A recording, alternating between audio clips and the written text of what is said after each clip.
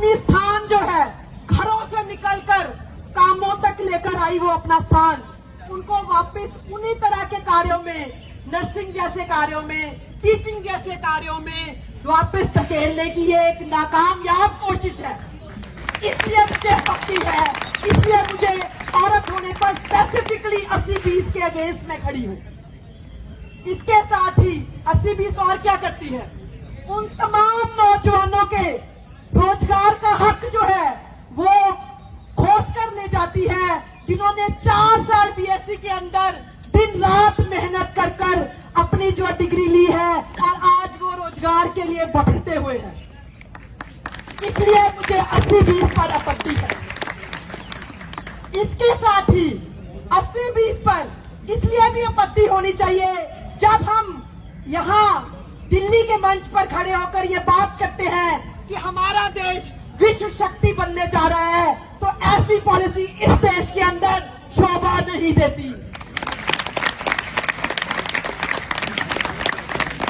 अभी मेरे एक साथी ने कहा कि इस लड़ाई के अंदर औरतों को भी कंधे से कंधा मिलाकर लड़ना चाहिए, जैसे औरतों के मुद्दों पर मर्द जो है वो कंधे से कंधा मिलाकर लड़ते हैं। मैं बिल्कुल अग्री करती हूँ, बिल्कुल सहमत हूँ कि ये लड़ाई किसी जेंडर की लड़ाई नहीं है, ये लड़ाई इक्वालिटी की लड़ाई है। और जब बात इक्वालिटी की होती है तो उसके बच्चे को पूछ जाना चाहिए। आप सभी लोग जहां से भी इस प्रदर्शन के अंदर आए हैं, आपको ये हो सकता है कि हम कम नंबर्स के में हैं, पर बात यह है चीखता पहले वही है जिसको चोट लगती है, मल्लम वाले तो बाद में आते हैं। तो आप लोग आए हो तो आपको ये अपना आत्मविश्वास डगमगाने की जरूरत नहीं है कि भाई यहाँ लोग कम है। जब लोगों का सैलाब आता है ना, तो फिर जो ये लाल किला होता है, जंतर मंतर की कंधें होती हैं या दीवारें होती हैं, ये खड़ा होके देखती हैं कि सैलाब कहाँ गया और कहाँ से आया, और ये सैलाब नर्सिंग समुदाय में आकर रहेगा। 80-20 के लड़ाई के चलते मेरी बात बहुत जेडब्ल्यूसी मेंबर्स के साथ में हुई, स्पेसिफिकली विकास से। तो मैं पिछले कम से कम 5-6 सालों में नर्सिंग राजनीति के अंदर सक्रिय हूँ। तो मैंने एक ही बात कही कि नर्सिंग के पास में नर्सिंग बहुत स्ट्रॉन्गर फोर्स है। अगर मैं ये कहूँ 2019 में जब कोरोना आया तो हमें पता है मेजॉरिटी हॉस्पिटल्स को किसने संभाला। आप पेशेंट्स के बयान लीजिए, आप पेशेंट से उनकी हार्ट बीट लीजिए, तो वो आपको बताएंगे कि जब मैं मर रहा था या जब मेरा परिवार का कोई जना मर रहा था तो उसके पास नर्सिंग ऑफिसर ही था, उसके पास डॉक्टर्स अवेलेबल नहीं थे। तो वो जो स्ट्रॉन्गर फोर्स है उसकी एक वीकनेस है कि हम छोटे छोटे भेदभावों से अलग रास्ता चुन लेते हैं। तो मुझे यहाँ पे सभी लीडर्स को भी ये कहना है, मनमुटाव चलते ही होते हैं, रिश्तेदारों से हमारे मनमुटाव होते हैं ना, क्योंकि हम बिछड़ते हैं, हम काम लेते हैं उनसे, वो हमारे काम आते हैं। मनमुटाव का मतलब रास्ता बदलना नहीं होता। नर्सिंग समुदाय जब तक एक रास्ते पर एक लीड में नहीं चलता, नर्सिंग समुदाय का उत्थान तब तक नहीं हो सकता।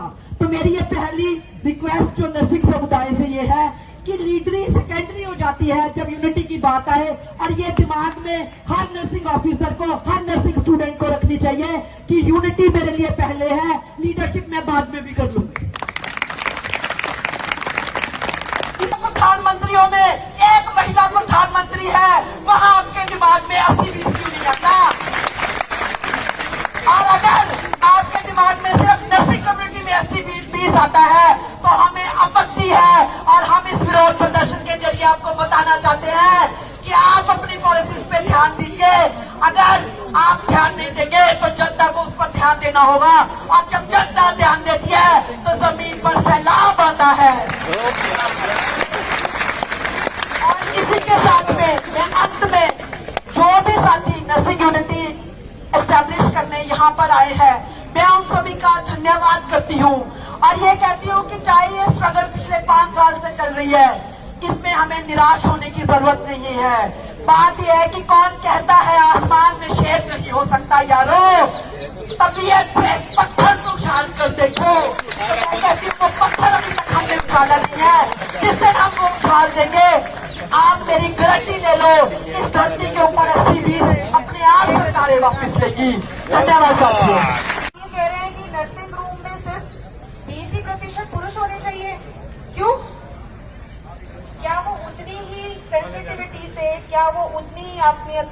आत्मीयता से, क्या वो उतनी ही लगन से, क्या वो वही लाइफ सेव करने की पैशन से काम नहीं करते क्योंकि वो आदमी है? मुझे तो नहीं लगता ऐसा। और सबसे बड़ी बात और जो सबसे ज्यादा प्रॉब्लमैटिक चीज है वो ये है कि ऐसे ऐसे रूल्स, ऐसे ऐसे कानून बिना किसी डिस्कशन, बिना किसी सोचे समझी या एनालिसिस के पीछे या लॉजिक के पीछे उसको एक बैकिंग दिए बगैर ऐसे ही पास करे जा रहे हैं क्योंकि लोगों को पता है कि पुरुषों के लिए लड़ाई करने की कोई वो ही नहीं है, आएगा ही नहीं वो लोग अपने लिए आगे।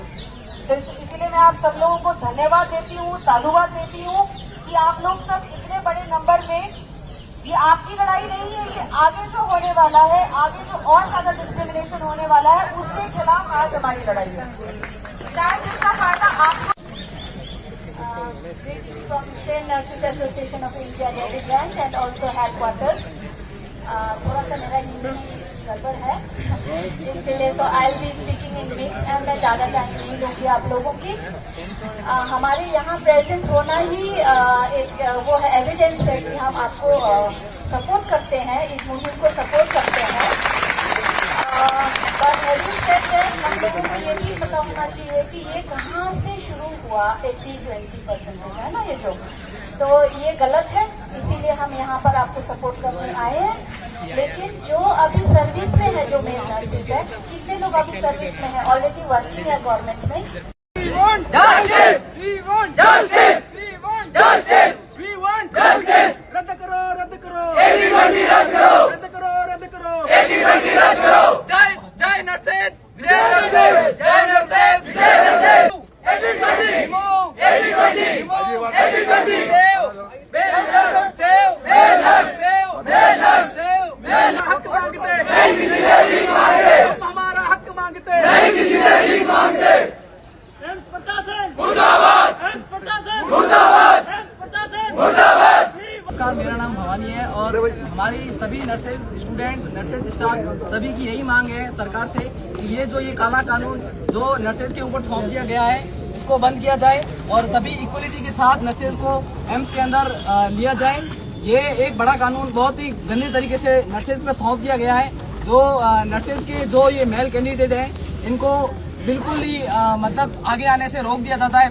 जो ये 4-5 लाख 10 लाख रुपए खर्च करके जो नर्सिंग करते हैं और आगे आके उनको बिल्कुल ही मतलब एम्स के लिए बिल्कुल ही उनको 20% का रिजर्वेशन दिया गया है, जो कि बिल्कुल ही गलत है। और ये हमारी सरकार से यही मांग है कि नर्सेज को नर्सिंग ऑफिसर की पोस्ट पे लिया जाए। ये रिजर्वेशन कब से लागू हुआ? ये रिजर्वेशन 5 साल हो गए, 5 साल पहले जैसे 2019 के अंदर लागू हो गया है और 27 जुलाई 2019 को लागू हो गया था, जो कि बिना नर्स और बिल्कुल ही एम्स के जो प्रशासन है उनके द्वारा लिया गया, बिना किसी नर्सिंग के, उनको नर्सिंग स्टाफ को या नर्सिंग की यूनियन को बिना जानकारी के ये उन पर थोप दिया गया है, जो कि सरासर है। और इस पर काफी टाइम से नर्सेज यूनियन काम कर रही है और उनका सबसे यही अनुरोध है सरकार से कि इसको बंद किया जाए जल्दी से जल्दी और इक्वलिटी के साथ। क्या नुकसान है आपका? इसमें जो ये सबसे ज्यादा जो नुकसान है वो मेल कैंडिडेट का है। जो बेचारे मेल कैंडिडेट हैं जिन पर एक सोसाइटी का एक प्रेशर रहता है कि भाई जो नर्सिंग करें, घर वाले इतने पैसे खर्च करके नर्सिंग करवा रहे हैं, कोचिंगों में दर भटक के बेचारे पढ़ाई कर रहे हैं, बट उन पे एक मेंटली एक प्रेशर आ गया है। वो प्रेशर ये है कि उनको जल्दी से जल्दी नौकरी लगने का है और जब सरकार ये 20% और 80% का जो रेशियो रखेगी तो बिल्कुल ये उन पर एक मेंटली प्रेशर और डिप्रेशन के कारण जो बच्चे इसका सुसाइड का भी शिकार हो रहे हैं, क्योंकि उनको ये लगता है कि यार 20% ही है तो हम कहाँ लग पाएंगे। हर साल कितने विद्यार्थी भर्तियों में अप्लाई करते हैं? हर साल माने तो 1 लाख नर्सेज के जो नए स्टूडेंट पास होके और 1 साल तक मेहनत करके तैयारी करके और जो विद्यार्थी अप्लाई करते हैं उसमें पुरुष और महिलाओं की क्या रेशियो रहती होगी? कुछ है जानकारी आपको? 60-40 का रेशियो रहता है। 60% मेल रहता है, 40 फीमेल रहता है। यस। और उन 60% में से सिर्फ 20% को नौकरी मिल पाती है। 20% को ही नौकरी मिल पाती है। 40% को उन्होंने पहले फिर बेचारे इधर उधर वैकेंसी के 20% खा के और अपना जो फ्यूचर है वो बिल्कुल दांव पे लगा के और अपना फ्यूचर खराब कर देते हैं। जबकि नर्सेज को सरकार से यही मांग है कि उनको अपने नॉलेज के बेस पे उनको लिया जाए, जिसका नॉलेज बेस्ट है, जो अच्छा पढ़ेगा वो अपने आप ही आपने आगे आके और जो ये जो हॉस्पिटल फील्ड है, मेडिकल फील्ड में इसमें अपना अच्छा योगदान देके और अच्छी हेल्थ केयर प्रोवाइड कर पाएगा। धन्यवाद।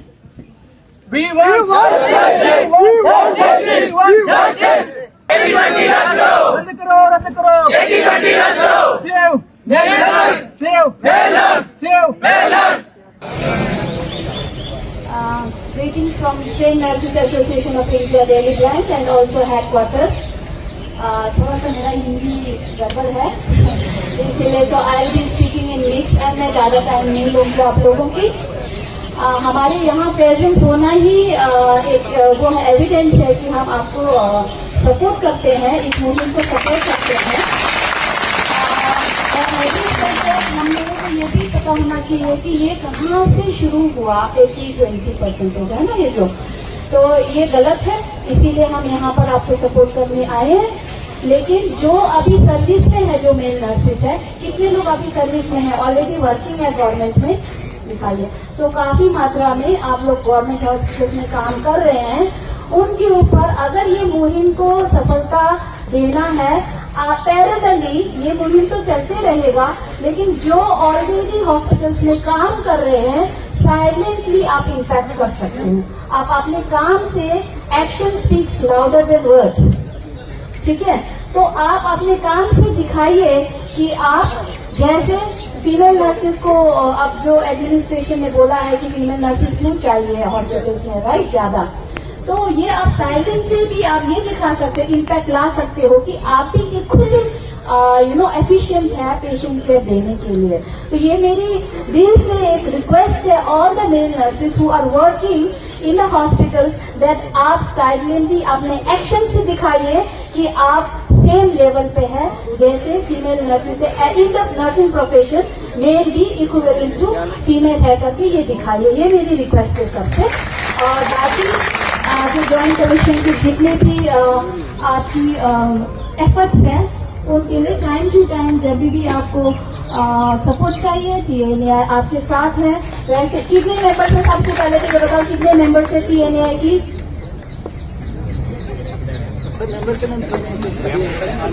ठीक है, तो ये दिखा रहा है कि हमारे एपेक्स बॉडी, नर्सिंग प्रोफेशन में एपेक्स बॉडी अगर प्रोफेशनल एसोसिएशन मतलब TNAI है, तो आप लोग को ये मेंबर भी होना चाहिए, तभी तो आपको TNAI के ऊपर बोलने का हक भी होता है। और फिर हम भी प्राउडली बोल सकते हैं कि अभी दिल्ली में देखा जाए तो 1 लाख नर्सेस है, उसमें से सिर्फ 15,000 मेंबर है। हम अगर बोलने जाएंगे किसी अथॉरिटी के पास, हम सिर्फ 15,000 लोगों की रिप्रेजेंटेटिव बन के जा रहे, कौन सुनेगा हमारा?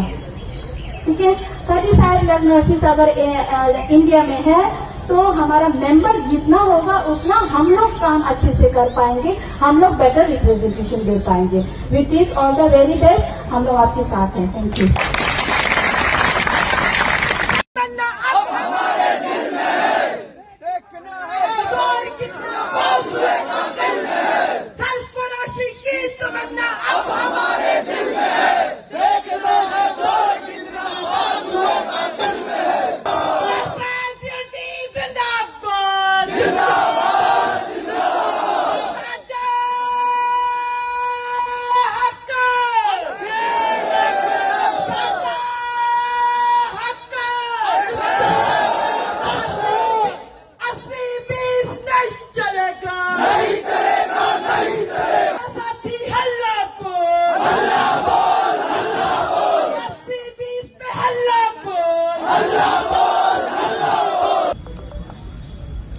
फोरम सम्मानित नर्सेज, देश के हर एक कोने से आए हुए स्टूडेंट, अलग अलग इंस्टीट्यूट से आए हुए नर्सेज एम्प्लॉय और मेरे शिक्षकगण, जिनकी वजह से आज मैं यहाँ पे बोल पा रहा हूँ, मैं आज इस काबिल हुआ हूँ, उन सभी सम्मानित नर्सेज को मेरा नमस्कार। नर्सिंग क्षेत्र के अंदर ये 80-20 का काला कानून उस समय लाया गया जब कोविड आने वाला था। 27 जुलाई 2019 ये डेट मैं आज दिन तक भूल नहीं पाया, और मुझे लगता नहीं है कि जब तक ये 80-20 खत्म हो मैं इस डेट को भूल पाऊंगा। 27 जुलाई 2019 को सेंट्रल इंस्टीट्यूट बॉडी CIB की 4th मीटिंग होती है, जिसके अंदर सारे एम्स के डायरेक्टर्स होते हैं। दिल्ली एम्स के डायरेक्टर श्रीमान रणदीप गुलेरिया जी और केंद्रीय स्वास्थ्य मंत्री डॉक्टर हर्षवर्धन जी की अध्यक्षता में ये थी। इस मीटिंग के अंदर नर्सिंग का कोई एजेंडा नहीं था। 15 पॉइंट जो था वो ये था कि नर्सेज का एक एग्जाम किया जाएगा साल भर के अंदर, लेकिन इस मीटिंग के अंदर एडिशनल एजेंडे के रूप में पॉइंट नंबर 16 को ऐड करते हुए ये एजेंडा लाया गया कि आगे से होने वाली नर्सेज भर्ती के अंदर 80% पोस्ट फीमेल के लिए रिजर्व की जाती है और 20% सीट है वो मेल के लिए रिजर्व की जाती है। ये काला कानून है। इस काले कानून ने न केवल मेल नर्सेज को बल्कि फीमेल नर्सेज को भी अंदर से झकझोर दिया था।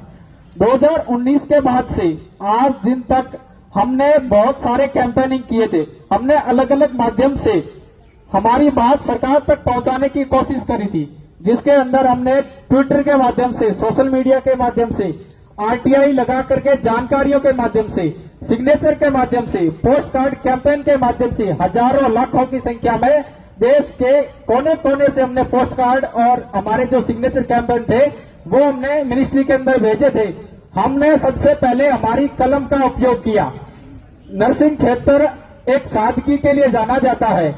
बिल्कुल हम बड़ी सादगी से, बड़ी मानव सेवा भाव की तरह से हम सेवा करते हैं। उसी प्रकार से हमने केवल हमारी कलम का उपयोग करते हुए मिनिस्ट्री को ये बात पहुंचाने की कोशिश करी थी कि ये 80-20 का कानून कतई प्रकार से सही नहीं है और ये आर्टिकल देश के कॉन्स्टिट्यूशन का आर्टिकल 14, 15 और 16 का उल्लंघन करता है। आप एक तरफ कहते हो कि सबको बराबरी का हक है, क्या यहाँ पे हमको बराबरी का हक दिया गया? नहीं दिया गया। इसीलिए हमने काफी कोशिश करी। उसके बाद से हम लगातार कोशिश करते आ रहे हैं। जब हमारी बात नहीं सुनी गई तो हमारे द्वारा ये जेडब्ल्यूसी का गठन किया गया। मैं आप सबको कहना चाहता हूं कि ये जेडब्ल्यूसी एक नाम नहीं है, ये जेडब्ल्यूसी एक प्लेटफॉर्म है और ये एक ऐसा प्लेटफॉर्म है, आपने एक नाम सुना होगा IMA का, इंडियन मेडिकल एसोसिएशन। उसी प्रकार से मैं देश की आप सब नर्सेज को और जो यहाँ पे गवर्नमेंट के जो साथी है, जो मीडिया कर्मी है और इंटेलिजेंस से जो अफसर है, उन्हें कहना चाहता हूँ कि ये जेडब्ल्यूसी का प्लेटफॉर्म एक ऐसा प्लेटफॉर्म है कि अगर इसने एक आह्वान कर दिया तो सारे नर्सेज है वो एक मंच पे आ जाएंगे। यहाँ पे हमने जो ये मुहिम शुरू करी है, एक ये सीरीज ऑफ प्रोटेस्ट है। हमने सबसे पहले जो ये मुहिम शुरू करी उसमें हमने सबसे पहले बातचीत का न्योता दिया था। केंद्रीय स्वास्थ्य मंत्री वर्तमान में को हमने एक पत्र लिखा था, माननीय JP नड्डा जी को मिलने का समय मांगा था। हमने कहा कि आप 1 महीने के अंदर नर्सेज को मिलने का समय दीजिए, हम आपसे इस 80-20 के ऊपर बातचीत करना चाहते हैं कि ये मुद्दा नर्सेज के लिए सही नहीं है। लेकिन 1 महीना बीत जाने के बावजूद उन्होंने कोई संज्ञान नहीं लिया। उसके बाद से लगातार हम इस कलम का उपयोग कर रहे हैं। कलम का उपयोग करते हुए हमने तमाम यूनियन एसोसिएशन और देश के कोने कोने पर से हर एक स्टेट से हमने लेटर भिजवाए। हमारी एसोसिएशन जितने भी सेंट्रल इंस्टीट्यूट है और स्टेट में जितनी भी यूनियंस काम कर रही है, उन यूनियन के माध्यम से हमने लेटर भिजवाए हैं। हमने जो लेटर भिजवाए हैं मैं उनका हल्का सा एक ब्रीफ देना चाहता हूँ।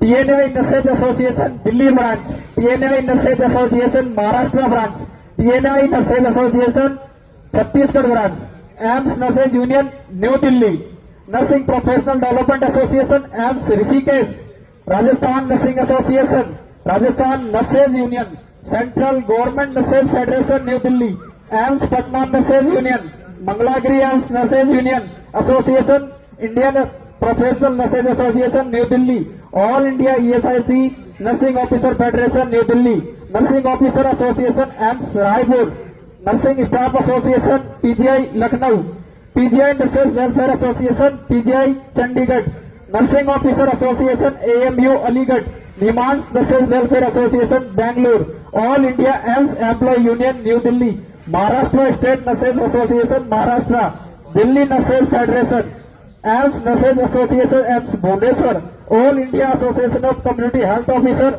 India, Maharashtra state private nurses union. इन तमाम यूनियन एसोसिएशन के माध्यम से हमने पत्र के द्वारा माननीय JP नड्डा जी को ये लिखा है कि ये 80-20 कानून पे आप संज्ञान लीजिए। और ये जो सीरीज ऑफ प्रोटेस्ट हमारे द्वारा चलाया जा रहा है, इसमें 10 जून को आप सबने देखा होगा ट्विटर कैंपेन के माध्यम से और ब्लैक रिबन के माध्यम से नर्सेज ने हमारा विरोध दर्ज करवाया। और मैं कहना चाहता हूं कि ये मेल और फीमेल का नहीं है। आपने देखा होगा ब्लैक बेज के अंदर हमारी फीमेल नर्सेज जो थी उसने बढ़ चढ़ के भाग लिया। यानी कि मतलब एक मैसेज सीधा साफ है कि ये कानून कहीं से उनके हित में भी नहीं है।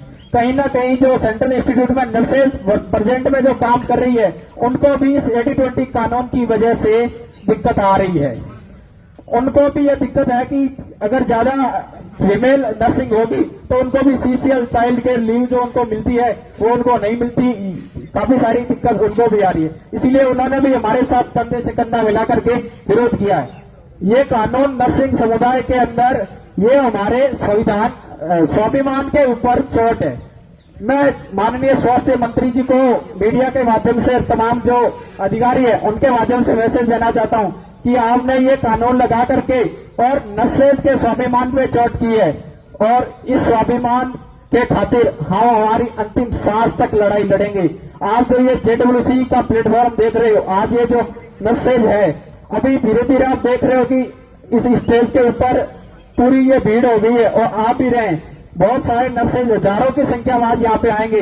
ये केवल एक मैसेज है सरकार को और हमने एक रिप्रेजेंटेशन दिया है कि देश के कोने कोने से आज ये आवाज उठ रही है। अगर आपने हमारी बात नहीं सुनी तो इतने दिन तक तो हम केवल बैन चला रहे थे। अब ये बैन बंद भी हो सकता है।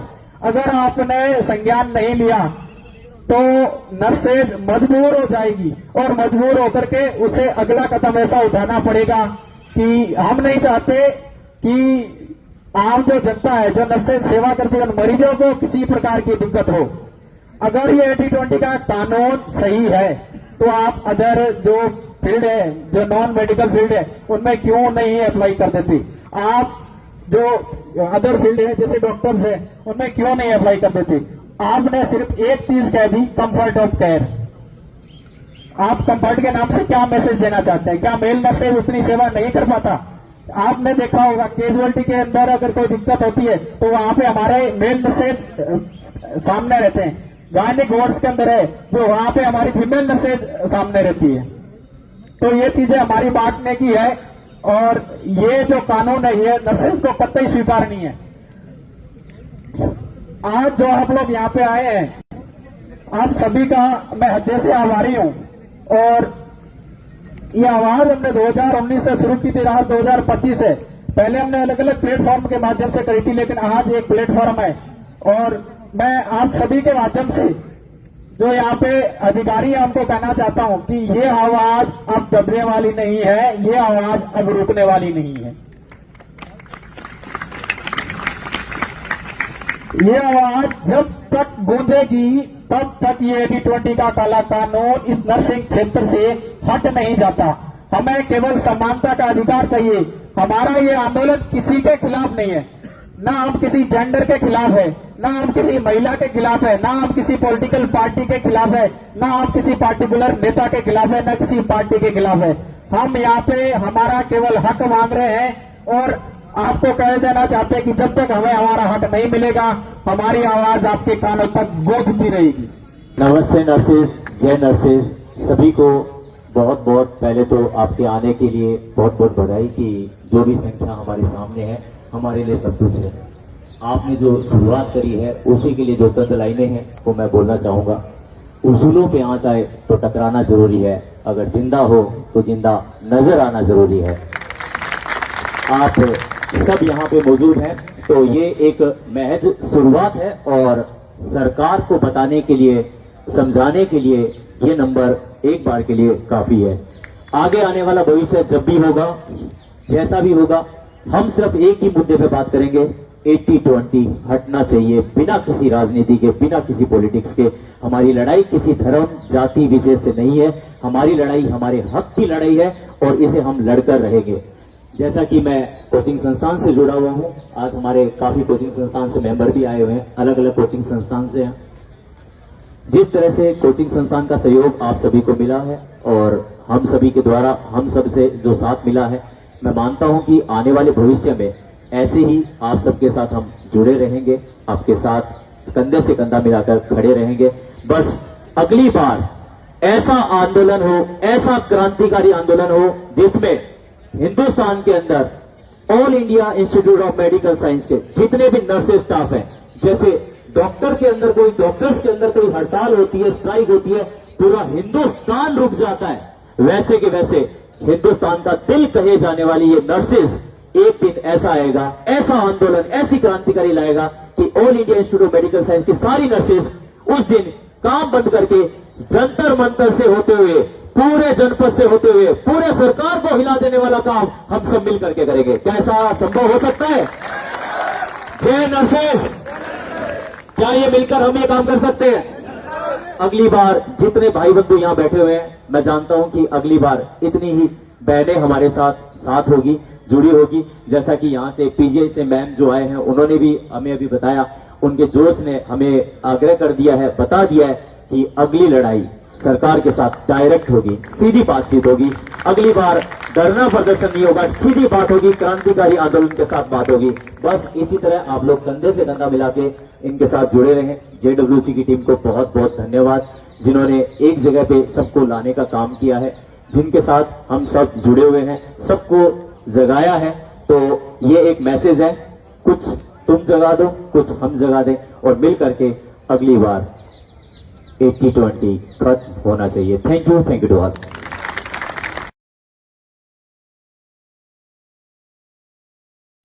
पहुंचा अभी के लिए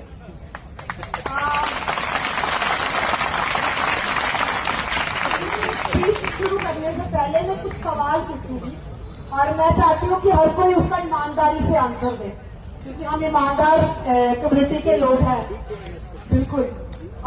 मैं ये पूछना चाहती हूँ कि खाना अगर मैं बात करूँ तो किसके हाथ का सबसे अच्छा लगता है? मम्मी का। और जब बीमार होते हैं तो किसकी याद आती है? और पैसे मांगने होते हैं पापा की।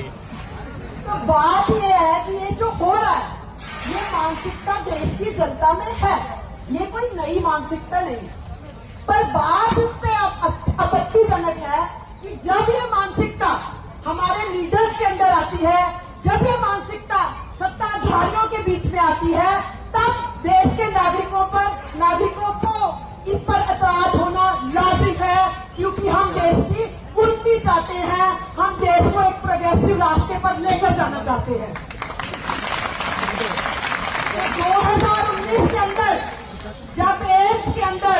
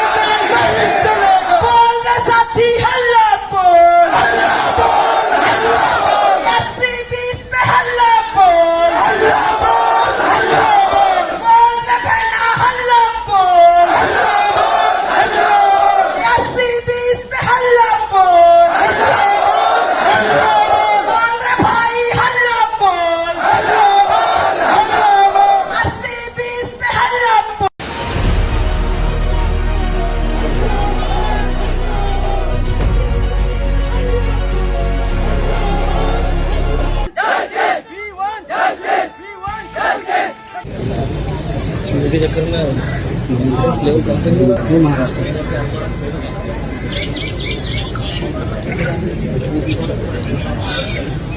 है कि हमारे जो प्रयास हैं वो सक्सेस होंगे। और 80-20 की ये लड़ाई मुझे लगता है कि आज हमारे इतने प्रयास के बाद में भी खत्म नहीं होती दिख रही है।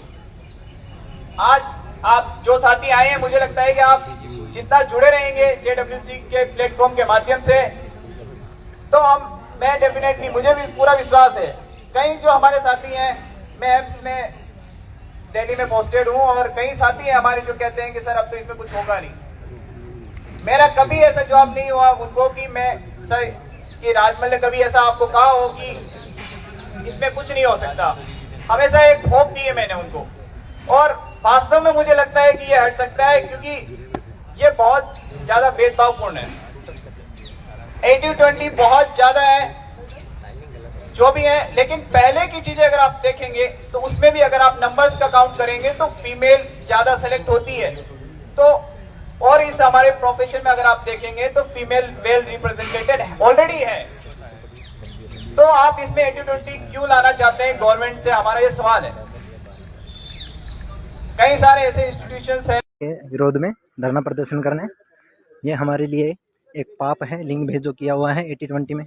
इसके लिए देखना चाहेंगे आप, जितनी पब्लिक आ चुकी है देखिएगा।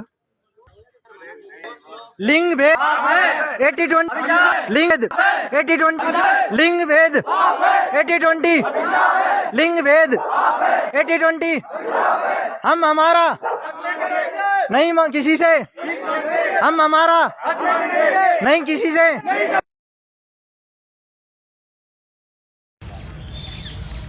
कई सारे ऐसे इंस्टीट्यूशंस हैं जहां पे, या स्टेट गवर्नमेंट में आप देखेंगे तो 90-10 है।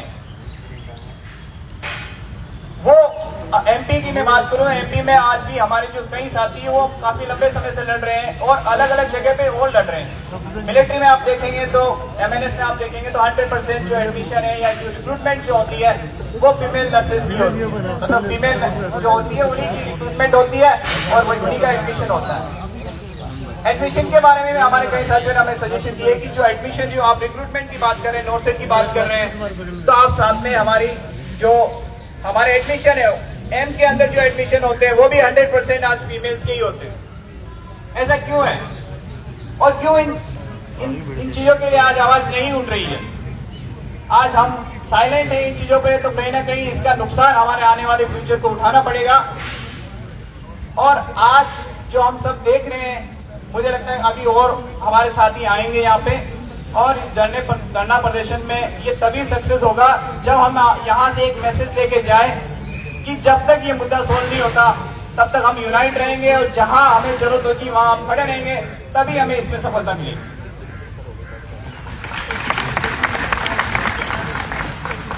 बाकी हमारा थैंक यू, आप सभी यहाँ पे पधारे हैं। बाकी और हमारे साथी हैं, मैं उनको समय देना चाहता हूँ।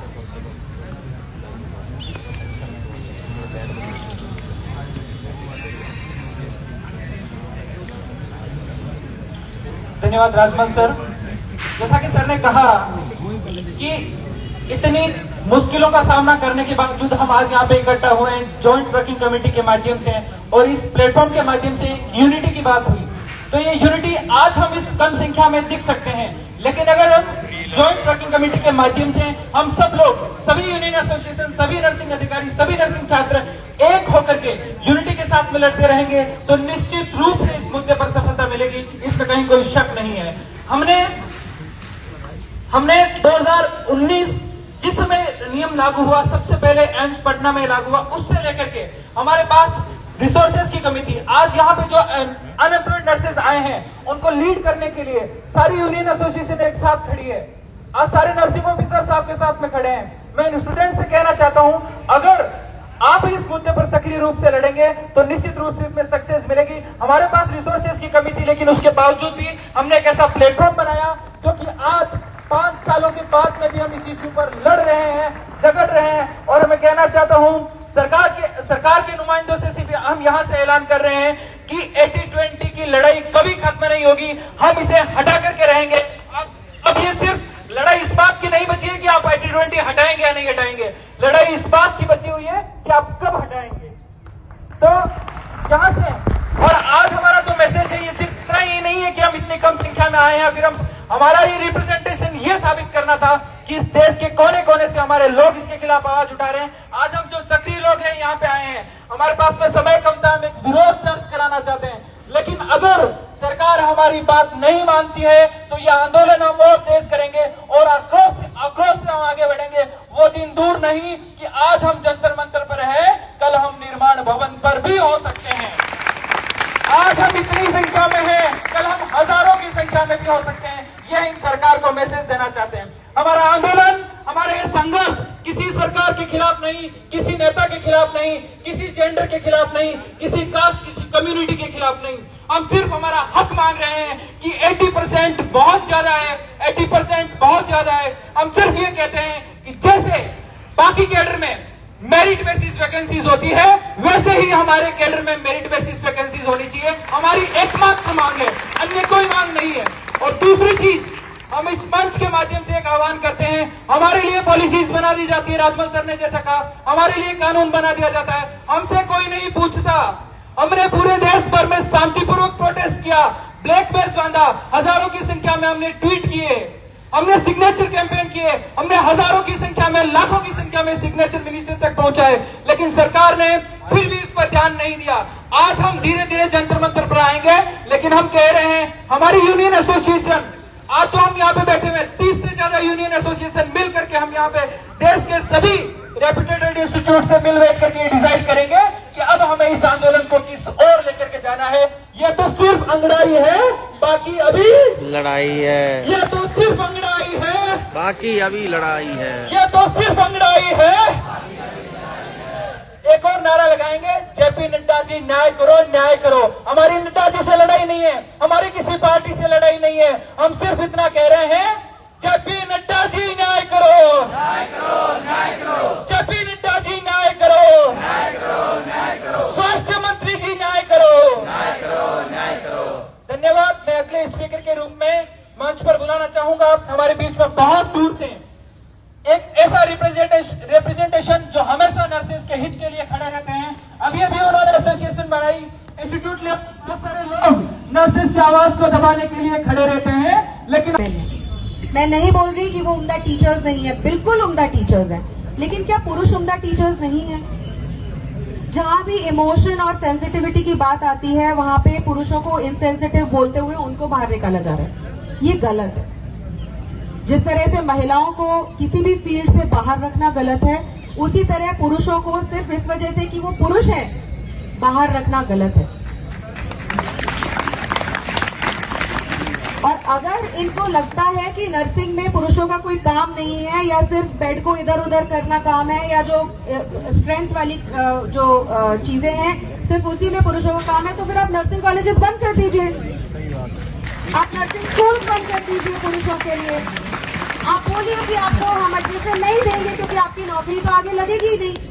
और ये एम से शुरुआत करिए। मेरे को जितने भी लोग इसके ऊपर डेडिकेटेडली काम कर रहे हैं, उनसे जो मुझे पता चला, आप बाकी इंस्टीट्यूशंस भी इसी चीज को फॉलो कर रही हैं। तो जो मैं बोल रही हूँ कि रिवर्स डिस्क्रिमिनेशन को फॉर्मलाइज करा जा रहा है, क्योंकि लोगों को पता है कि कोई आवाज नहीं उठाएगा तो वो और बढ़ता जाएगा। मैं ज्यादा समय नहीं लूंगी, बस यही बोलूंगी कि इक्वालिटी और महिलाओं की एम्पावरमेंट का मतलब ये नहीं है कि आप पुरुषों को डिसएम्पावर कर दो। थोड़ा सा अलग चीज बोल रही हूँ, लेकिन शायद आपको समझ में आएगा। हर साल लाखों पुरुष जो है इंडिया में सुसाइड कर रहे हैं। हम लोग हर रोज ऐसे केसेस देखते हैं जहाँ पे झूठे मुकदमों की वजह से पुरुष आत्महत्या कर रहे हैं। अब तो हम लोग वो भी देख रहे हैं कि किसी इंसान का, आदमियों का मर्डर ही हुआ जा रहा है। तो ये एक लार्जर स्कीम है, एक ये लार्जर मैनिफेस्टेशन है कि कहीं ना कहीं एक जेंडर को एम्पावर करने के लिए आप दूसरे जेंडर को जो है सप्रेस करते जा रहे हैं। तो इसके खिलाफ आवाज उठाइए, रिवर्स डिस्क्रिमिनेशन के खिलाफ आवाज उठाइए। अगर इक्वालिटी करनी है तो इक्वालिटी का मतलब होता है 50-50, इक्वालिटी का नहीं मतलब होता है 80-20। वो डिस्क्रिमिनेशन है, उसके खिलाफ मैं आप सब लोगों के साथ हूँ, मैं पूरी टीम के साथ हूँ। सुप्रीम कोर्ट में मैंने पहले भी बोला था कि इस तरह की पिटिशन जो होती है, इस तरह का एक जो लार्जर इशू है, अनफॉर्चुनेटली वो बहुत ज्यादा जल्दी से सॉल्व नहीं हो पाता है, क्योंकि बहुत सारे स्टेक होल्डर्स हैं। और जाहिर सी बात है कि अगर एम्स ने ऐसा रूल निकाला है तो उसको अपनी एड़ी चोटी का जोर लगाकर उसको बैक करेंगे। तो लड़ाई आसान नहीं है, लड़ाई एक बहुत बड़ी इंस्टीट्यूशन के खिलाफ है, लेकिन लड़ाई इंस्टीट्यूशन के खिलाफ नहीं है, लड़ाई रिवर्स डिस्क्रिमिनेशन के खिलाफ है। एम्स हमारी कंट्री की एक सबसे उम्दा इंस्टीट्यूशन में से एक है। मैं बहुत रिस्पेक्ट करती हूँ इस इंस्टीट्यूशन को, क्योंकि ये जो काम कर रहे हैं वो बहुत अच्छा काम कर रहे हैं। हर जगह पे लोगों की जान बचा रहे हैं, लेकिन लोगों की जान बचाने में अगर इनको ये लग रहा है कि महिलाएं ज्यादा सेंसिटिव हैं और पुरुष कम सेंसिटिव हैं, तो ये इनसेंसिटिविटी है और इसको कॉल आउट करना जरूरी है। चाहे वो एम्स हो, चाहे हमारी आर्मी हो, चाहे हमारे सुप्रीम कोर्ट हो, चाहे हमारे मेंबर्स ऑफ पार्लियामेंट हो, चाहे हमारी पार्लियामेंट हो। अगर कहीं पे इनइक्वालिटी हो रही है इक्वालिटी के नाम पे, तो हम सबको आवाज उठानी चाहिए। और मैं जितनी भी महिलाएं हैं, जितनी भी लड़कियां हैं जो आपकी साथी हैं, मैं उनसे सिर्फ यही बात बोलूंगी, जब महिलाओं के अधिकारों की बात आती है तो पुरुष कंधे से कंधा मिला के आपके साथ आपकी लड़ाई में सामने आते हैं। कोई भी प्रोटेस्ट अगर आप देख लीजिए, जब किसी महिला के साथ गलत हुआ है तो पुरुषों की बहुत बहुत बहुत वहां पे अटेंडेंस होती है उनके लिए न्याय की डिमांड करने के लिए। तो मुझे लगता है कि ये हमारी as a women, as girls, हमारी भी रिस्पॉन्सिबिलिटी है कि जब आदमियों के साथ गलत हो रहा है तो हम भी कंधे से कंधा मिला के उनके साथ उनकी आवाज करें। Thank you so much. और बिल्कुल भी डिमोटिवेट मत होइएगा। ये प्रोसीजर्स, ये प्रोसेसेस बहुत ज्यादा टाइम लेते हैं, चेंज होने में, आने में भी टाइम लेते हैं। इनको अगर रिमूव करना हो तो भी टाइम लगता है। तो don't lose hope, I am sure you will win. This is something wrong that has happened and we will do everything possible to address it. Thank you so much, Kanish ji, for making a part of this muhim, and I hope we will be able to get results. Thank you so much.